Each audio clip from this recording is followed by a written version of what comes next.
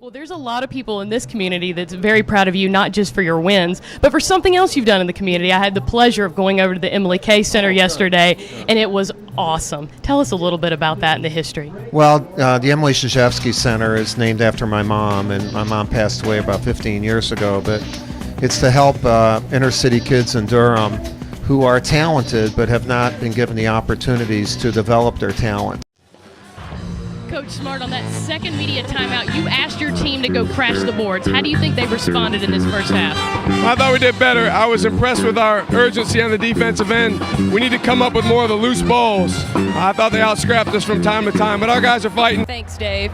Coach, a year ago we talked about Tanner Price, and you said it's so hard to ask a freshman to lead your team, but the scales have really tipped for him this year. Well, I think a little bit of experience. We knew we had a great kid. You know, last year I didn't think Tanner played as bad as a supporting cast. We got his receivers are helping him a little bit. We're protecting him a little better. He's a great kid. Guys, the discrepancy was not illegal formations for Coach English. The discrepancy was, can you block below the waist on scrimmage kicks? The answer is no, you can't unless it's a pass play, which in fact it was a pass play, so they were able to block below the waist, and that's what the entire argument was about. Guys?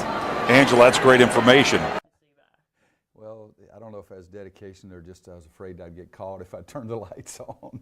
But it was something that it was an escape place for me. It was a place I could go and I didn't worry about my family problems. I didn't worry about anything. It was just me and the ball and the goal. And that sounds corny, and I understand that. But Roy Williams is pretty corny itself. But it was a great place for me to hide. It was a great place for me to escape. And it was a great place for me to do something I loved. Well, if you haven't figured it out yet, women love corny, Coach. I hope so. One has for 36 years anyway. I was just listening to the huddle, and it was Steve Lobotsky talking to his offensive line saying there's two things I want you to pay attention to. That's cadence and take care of the football. Cadence, take care of the football. Back up to you, Dave. All right, Angela, thank you. The spring is about teaching, assessment, schemes. How do you rate your Clemson football team today?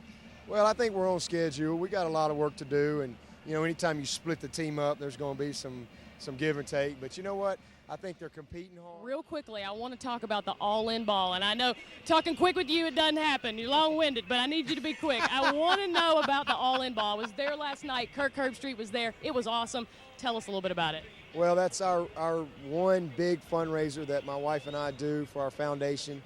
You know, we've just been tremendously blessed. And, you know, I just believe that, you know, true success is what you make happen for others, not what you make happen for yourself, and that we should all be givers. And, you know, I'm thankful for all the people that help us put that event on.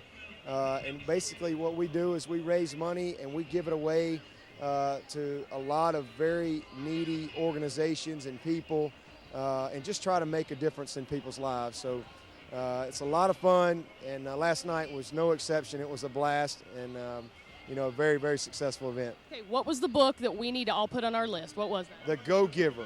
It's one of the best books I've read, and it teaches us all the power of giving. Thank you, Coach. They're going to make us start the game. Back up to you guys. Coach, Kandasevic started out with a hot hand early with 6 points. He hasn't scored since the 15-minute mark. What does your team have to do to find a little more rhythm offensively? Well, we have to quit turning the ball over and trust each other.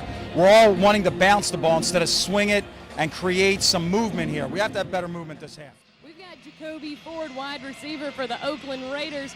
You had a great year last season, but what was it like watching Clemson win that ACC championship? You know, it was like a dream come true. You know, I felt like I was actually still there. You know, that's just how much pride I still do have in this university. You know, I was just glad to see those guys go out there and not just take half of the division, but actually take the whole thing. As you watch today and assess both sides and both teams, what do you see as the positives for Clemson going in the 2012 season? I mean, I see a team that definitely knows what they want to do in the future, and I definitely know they have the right tools and all the right pieces, you know, to definitely get to where they need to be and to make another run at the ACC championship and actually go for a national championship. But, you know, all they have to do is stay focused, and I think that team is going to be good enough and strong enough. They're young, but, you know, they're definitely not young on that football field whenever they go out there. So I definitely think they'll be ready for next year. Well, I know you have a lot of respect for your head coach, Dabo Swinney. You were at the All-In banquet last night. What did it mean to you to be able to be there for him and something that means so much to him? You know, I'm just honored because every year he invites me back. And, you know, I always try to make it back every time. So, you know, just to, you know, be in his good graces and to be back and to come back and give back to the community and to give back to the fans and just to interact with the people like that. Regardless of where I'm at, either if I'm in Florida or California, to make that trip back, I'm always grateful to be back. Now, our producer, Anthony Early, is a huge Rangers fan, so he's like going nuts in the truck right now. He wants to know, when you do a touchdown, do you think maybe you can give like an A sign, like you guys can have something special going on? Yeah, I'll probably give him like an A like that. I can probably do that. Nice. Good work. Thank you so much for your time. Good luck this season. Coach, with 4 minutes to go, you asked your team to win that segment. The scoreboard reflects that. How do you rate their play? Well, I take that last 4 minutes as a good sign.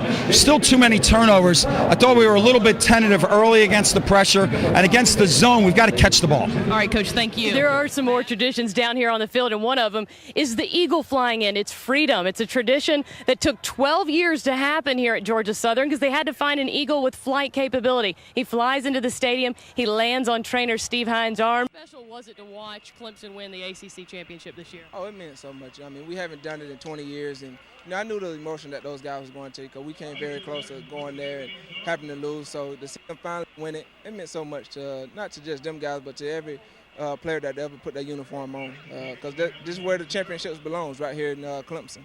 To hear that Chad Morris wants to have a more balanced offense in the run game, what does that mean to you as you look into this year in Clemson football, more balanced attack? Oh, it means a lot, because now that go throw your defense off. Everybody knows about the Sammy Watkins and they know about the Andre Ellingtons, but now it's going to be how can you defend it. And then the other guys, they coming along as well with the Sharon Peaks, and then the Mike Bellamy. So, I'm definitely excited about these guys. Year 2 under their belts. Now they got a feel for how he want to do things, and with Ty's board, calling the plays. I'm very excited. Keep an eye out for Garrick Williams, number 74, the center for Wake Forest. He came out the first series with a tweaked right ankle. They taped it this last series. They put 3 rounds of tape on the outside of his shoe. Also, number 80, Andrew Parker, the tight end. He is out until the half.